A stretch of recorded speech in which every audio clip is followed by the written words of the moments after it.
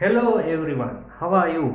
ඉතින් ඔයාලට කොහොමද? මම හිතනවා ඔයාලා හොඳින් ඇති කියලා. ඉතින් එහෙනම් අදත් ඔන්න ඉංග්‍රීසි මුල සිට channel එකත් එක්ක ඔයා එකතු වෙලා ඉන්නේ අලුත්ම පාඩමකට සම්බන්ධ වෙන්න. එහෙනම් මේ තමයි ඔයාගේ virtual classroom එක. ඒ කියන්නේ online classroom එක. right? එහෙනම් ඔන්න ඔයා ඇවිල්ලා ඉන්නවා අදත් පාඩමක් ඉගෙන ගන්න. right? එහෙනම් ඔයා මේකට actively සම්බන්ධ වෙන්න. ඉතින් සමහර activities ඔයා මම කියද්දි කරගෙන යන ගමන් අපි ඉගෙන ගමු. එතකොට තමයි ඔයාට හරියටම ඉංග්‍රීසි ටික හදා ගන්න පුළුවන් වෙන්නේ. හරි යාළුවනේ. ඉතින් එහෙනම් පාඩම පටන් ගන්න කලින් මම දෙයක් මතක් කරන්න කැමතියි. ඒ තමයි මේ channel එක ඉංග්‍රීසි මුල ඉඳලා උගන්වන channel එකක් නිසා. ඉතින් සමහර වෙලාවට ඔයාට ඔයා හොයන පාඩම දැම්මම නැති වෙන්න පුළුවන්. සමහරට ඔයා මේ උගන්වන දේවල් දන්නවා වෙන්න පුළුවන්. සමහරට දන්නේ නැහැ වෙන්න පුළුවන්. නමුත් මේක ලොකු කුඩා හැමෝටම මුල ඉඳලම යන පාඨමාලාවක්, කෝස් එකක්, ක්ලාස් එකක් නිසා මේක අපි මුල ඉඳලම තමයි යන්නේ. ඉතින් මෙතනදී හැම දෙයක්ම මම කතා කරනවා මුල ඉඳලා ඔයා ඉගෙන ගත යුතු හැම දෙයක්ම මම කතා කරනවා. ඉතින් මගේ පාඩම් තුල ගත්තොත් ඒ පාඩමේ මම මේ මාතෘකාවට සම්බන්ධ දේවල් වගේම ඊට තව එකතු වෙන දේවල් පවා මම කතා කරනවා. right? ඒ නිසා මේ වීඩියෝ එක දිගටම බලන්න. මොකද ඔයාලට ගොඩක් දේවල් මේක ඉගෙන ගන්න තියෙනවා. ඉතින් ඒ වගේම තාමත් ඔයා channel එක subscribe කරලා නැත්නම් subscribe කරන්න. ඒ වගේම ඔයා මේකෙන් පොඩි දෙයක් හරි ඉගෙන ගන්නවා නම් ඒක ඔයාගේ දැනුමට එකතු වෙන්නේ. ඒ නිසා like එකක් දෙන්න. ඒ වගේම යාළුවෝ එක්ක share කරගන්න. ඒ වගේම ඔයාගේ වටිනා අදහස පොඩි වෙලාවක් අරගෙන comment කරන්න. right? එහෙනම් අපි යමු අද පාඩමට. all right. එදා මම කලින් පාඩමේදී කතා කරා ඉංග්‍රීසි භාෂාවේ වාක්‍යයක් හැදෙන සරලම නීති දෙකක් ගැන. right? ඔයාලට මතක ඇති. ඉතින් මේ නීති දෙකක් මතක් කරන ගමන් අලුත් තවත් නීතියක්. ඒ කියන්නේ අපි ඉගෙන ගන්නවා මේ පාඩමේ part 2 හැටියට අද අපි ඉගෙන ගන්නවා ඊළඟ සරලම නීතියක් ගැන අද අපි ඉගෙන ගන්නවා. ඕකේ යාළුවනේ. එහෙනම් ඔන්න කලින් පාඩම මතක් කරලා මම අද පාඩමට එන්න. right. එදා අපි කතා කරා ඉංග්‍රීසි භාෂාවේ වාක්‍යයක් හැදෙන සරලම නීති දෙකක් ගැන. right. පළවෙනි නීතිය තමයි I go. මේ බලන්න මේක I කියන්නේ subject එක, go කියන්නේ verb එක. එහෙනම් පළවෙනි නීතිය තමයි මොකද්ද? SV නීතිය. subject verb. කර්තෘ ඊට පස්සේ ක්‍රියාව. ඊට පස්සේ දෙවෙනි නීතිය තමයි subject verb object. right? I කියන්නේ subject එක, like කියන්නේ verb එක, English කියන්නේ object එක. එතකොට කර්තෘ, ක්‍රියාව, කර්මය. right? හොඳයි. සමහර වාක්‍යවල කර්මපදයක් නැහැ. මේ බලන්න. I කියන්නේ subject එක, run කියන්නේ verb එක, fast කියන්නේ මේකේ object එක නෙවෙයි. right? මේක object එකක් නෙවෙයි. fast කියන්නේ මේක adverb එකක්. එතකොට එහෙනම් SV ඕ කියලා අපිට මෙතෙන්ට දාන්න බෑ. එහෙනම් මෙතෙන්ට දාන්න වෙන්නේ subject verb වාක්‍ය ඉතිරි කොටස rest කියලා තමයි දාන්න වෙන්නේ. right? එහෙනම් මම එදා කිව්වා වඩාත් නිවැරදි වෙන්නේ ඉංග්‍රීසි භාෂාවේ වාක්‍යයක් හදන දෙවැනි නීතිය හැටියට වඩාත් නිවැරදි වෙන්නේ subject verb rest කියලා. subject එක verb එක ඊට පස්සේ ඉතුරු කොටස. right?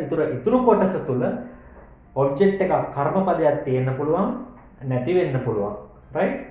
ඒක ඔයාට මම හිතනවා මතක ඇති කියලා. ඒකත් එක්ක දැන් අපි යමු අද අපිට ඊළඟට ඉගෙන ගන්න තියෙන මේකෙම ඊළඟ කොටස. well එහෙනම් ඔන්න අද එනවා ඊළඟ කොටසට. ඒ තමයි ඉංග්‍රීසි භාෂාවේ වාක්‍යයක් හැදෙන සරලම තුන්වෙනි නීතියක් ගැන මම කතා කරනවා අද. right? හොඳයි. තුන්වෙනි නීතිය ඔයාලට බලා ගන්න පුළුවන් බෝඩ් එකේ. ඒ තමයි SVVR. right? එතකොට S කියන්නේ subject, V කියන්නේ verb එක, තව V එකක් තියෙනවා. A කියන්නේ verb එක, ඊට පස්සේ rest.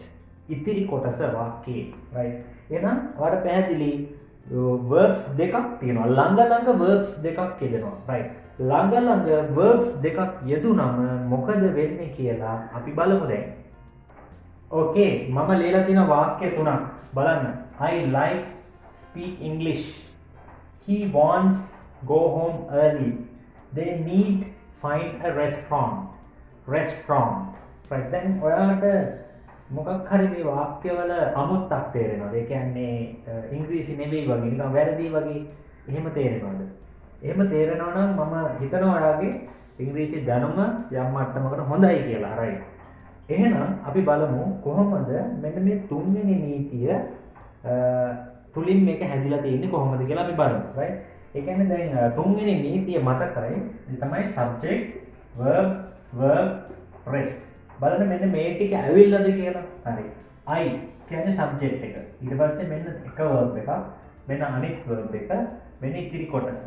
right. ඒක object එක.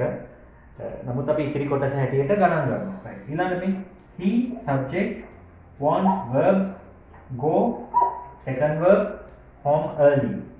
The rest වාක්‍ය ඉතිරි කොටස. right. They subject need first verb find second verb a restaurant. ඒක object එක අපි rest කියලා ගන්නවා ඉතිරි කොටස. right. දැන් ඔයාලට පැහැදිලි මෙන්න මේ වාක්‍ය ටික හැදුනේ මෙන්න මේ තුන්වෙනි නීතියට අනුව. ඒ තමයි subject verb rest කියන තුන්වෙනි නීතියට අනුව. right. දැන් මෙතන ළඟ ක්‍රියාපද දෙකක් යෙදලා තියෙනවා. මේ බලන්න like speak, wants go, need find. ක්‍රියාපද දෙකක් ළඟ යෙදලා තියෙනවා. මෙන්න මෙහෙම ක්‍රියාපද දෙකක් ළඟ යෙදුනම ඉංග්‍රීසි භාෂාවේ තියෙන දෙයක් තමයි. ඒ කියන්නේ මෙන්න මේ දෙවනි ක්‍රියාපදයට කලින් to යොදන්න ඕන. දෙවනි ක්‍රියාපදයට කලින් to යොදන්න ඕන. එහෙනම් කොහොමද මේ වාක්‍ය නිවැරදිව ලියන්නේ? I like to speak English. මම ඉංග්‍රීසි කතා කරන්න කැමතියි. ආසයි. He wants to go home early. එයාට ගෙදර යන්න අවශ්‍යයි ඉක්මනට. right. එයාට ගෙදර යන්න ඕන ඉක්මනටම. right. They need to find a restaurant. එයාලට ඕන වෙලා තියෙනවා restaurant එකක්. ඒ කියන්නේ restaurant එකක් හොයාගන්න. right. සොයාගන්න අවශ්‍ය වෙලා ඕන වෙලා තියෙනවා. right. පැහැදිලිද? right. එහෙනම් මොකද මතක තියාගන්න තියෙන්නේ? ඉංග්‍රීසි භාෂාවේ වාක්‍යයක් හදන තුන්වෙනි නීතිය හැටියට ක්‍රියාපද දෙකක් ආවොත් දෙවෙනි ක්‍රියාපදයට කලින් to දාන්න ඕන. ඒ වගේම මේ to වලට පස්සේ යෙදෙන ක්‍රියාපදේ ing past participle මේ වගේ දේවල් තියෙන්න බෑ. ප්‍රධාන ක්‍රියාපදය තමයි තියෙන්න ඕනේ. ඒකට අපි කියනවා infinitive කියලා. මෙන්න මේ infinitive ගැන පාඩමක් ඔයාලට ඉදිරියේදී මම අරන් එනවා. right. හොඳයි. එහෙනම් දැන් ඔයාලට පැහැදිලි මොකක්ද මෙන්න මේ තුන්වෙනි නීතිය කියන්නේ කියලා. right. එහෙනම් මම දැන් ඔයාලට ඇක්ටිවිටි එකක් දෙන්න හදන්නේ. ඒ තමයි මම වාක්‍ය ටිකක් ලියලා තිනවා. මෙන්න මේ වාක්‍ය ටිකේ ඔයාලට පුළුවන් subject verb object එහෙම නැත්නම් subject verb rest එහෙම නැත්නම් subject verb එහෙම නැත්නම් subject verb rest ඒ ටික හරියට ඔයාලට මාක් කරගන්න පුළුවන්. ඉතින් එහෙනම් ඔයා දැන් මොකද කරන්න ඕනේ? මේ වීඩියෝ එක ස්ටොප් කරන්න.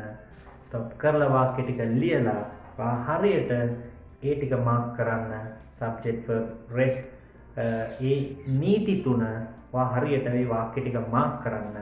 වාක්‍ය ටික මාක් කළා අපි බලමු ඔයා හරියට ඒක කරලා තියෙනවද කියලා. ඔයා හරියට ඒක කරලා තියෙනවා නම් අන්න ඔයාට පුළුවන් වාක්‍යයක subject verb rest අඳුර ගන්න. ඒ වගේම වාක්‍යයක් නිවැරදිව ගොඩනගන්න අවශ්‍ය දැනුම දැන් ඔයා සතුව තියෙනවා. ඒ කියන්නේ ඔයා දන්නවා වාක්‍යයක් කොහොමද හදන්නේ කියලා. එහෙනම් වාක්‍යයක් හදන සරලම නීති තුනක් ඔයා එතකොට දැනගත්තා වෙනවා. අපි බලමු ඔයා ලියපු එක හරිද කියලා. right. මම හිතනවා ඔයාලා ලියලා ඉවර ඇති කියලා. right. එහෙනම් මෙන්න ඔයාලා ලියලා තියෙන්න ඕන මෙන්න මේ විදිහට. අපි බලමු මෙන්න මේ විදිහට ඔයාලා ලියලා තියෙන්න ඕන. මේ she කියන්නේ subject එක, knows verb එක, they subject එක, work verb එක. she knows එයා දන්නවා. they work එයාලා වැඩ කරනවා. right. එහෙනම් මොකද්ද නීතිය? පළවෙනි නීතිය subject verb කියන නීතිය. වාක්‍යයක් හැදෙන සරලම පළවෙනි නීතිය. right. ඊළඟ වාක්‍ය දෙක බලන්න. she subject speaks verb English කියන object එක අපි මේක rest වාක්‍ය ඉතිරි කොටස හැටියට ගන්නවා. we subject එක play verb එක cricket වාක්‍ය ඉතිරි කොටස හැටියට ගන්නවා. ඒක object එක. right. හොඳයි. එහෙනම් බලන්න වාක්‍යයක් හැදෙන සරලම දෙවැනි නීතිය ඒ තමයි subject verb rest. subject verb rest. දෙවැනි නීතිය subject verb rest. හොඳයි. ඊළඟට බලන්න මෙන්න මේ වාක්‍ය දෙක දිහා බැලුවම ඔයාට අඩුවක් තේරෙනවා. ඒ තමයි he wants buy a car කියද්දී මෙන්න verbs දෙකක් ළඟ ළඟ තියෙනවා. verbs දෙකක් ළඟ ළඟ තිබුණාම දෙවනි verb එකට කලින් ඔයා to දාගන්න ඕන. right? තව විදිහකට කියනවා නම් to වලට පස්සේ ing past participle ඒවා තියෙන්න බෑ. ප්‍රධාන ක්‍රියාපදේ infinitive තියෙන්න ඕන. එහෙනම් he wants to buy a car. right? ඊළඟ බලන්න they like මෙතනත් එහෙමයි ක්‍රියාපද දෙකක් තියෙනවා. එහෙනම් දෙවනි ක්‍රියාපදයට කලින් ඔයා to දාගන්න ඕන. right? එහෙනම් ඔන්න to දාන්න. right? then they like to visit. right? මෙන්න ක්‍රියාපද දෙක ළඟ ළඟ තිබුණාම දෙවනි ක්‍රියාපදයට කලින් to දාන්න ඕන. right? එහෙනම් to වලට පස්සේ infinitive වෙන්නත් ඕන. එතකොට මේක ඒ විදිහට යනවා. මේ ක්‍රියාපදය වෙනස් වෙන්න පුළුවන්. මේක wanted වෙන්න පුළුවන්, wants වෙන්න පුළුවන්, මේක liked past tense වෙන්න පුළුවන්, right? likes present tense වෙන්න පුළුවන්, like කියලා තියෙන්න පුළුවන්. ඒක ප්‍රශ්නයක් නෑ. හැබැයි දෙවනි ක්‍රියාපදය තියෙන්නේ to එක infinitive. එහෙම නැත්නම් ඒකට කලින් to තියෙන්න ඕන. ඒක වෙනස් වෙන්නේ නෑ. මුල වෙනස් වෙන්න පුළුවන්. පැහැදිලිද? right. එහෙනම් මම හිතනවා ඔයා මේ විදිහට ලියන්න ඇති කියලා. එහෙනම් මෙන්න මේ තුන්වෙනි එක මොකද්ද? මේක ඇවිල්ලා මේ තුන්වෙනි වාක්‍යයක් හදන සරලම නීතිය තමයි තුන්වෙනි එක SVVI subject verb rest. right? මම හිතනවා ඔයාලට මේ පාඩම පැහැදිලි ඇති කියලා. okay friends, ඉතින් මම හිතනවා ඔයාලට අද පාඩම පැහැදිලි වෙන්න ඇති කියලා. ඉතින් මේ වගේ වටින ප්‍රයෝජනවත් පාඩම් අරගෙන මම ඉදිරියේදී ඉතාම ඉක්මනින් ඔයාව හම්බ වෙනවා. ඉතින් මේ පාඩම් ඉගෙන ගන්න ඒ වගේම ප්‍රැක්ටිස් කරන්න. right. ඊළඟ දවසේ මම අලුත් පාඩමකින් ඔයාව හම්බ වෙනකම් අදට සමුගන්නම්. එහෙනම් හැමෝම පරිස්සමට ඉන්න. එහෙනම් goodbye, take care, remember, learn English, practice English.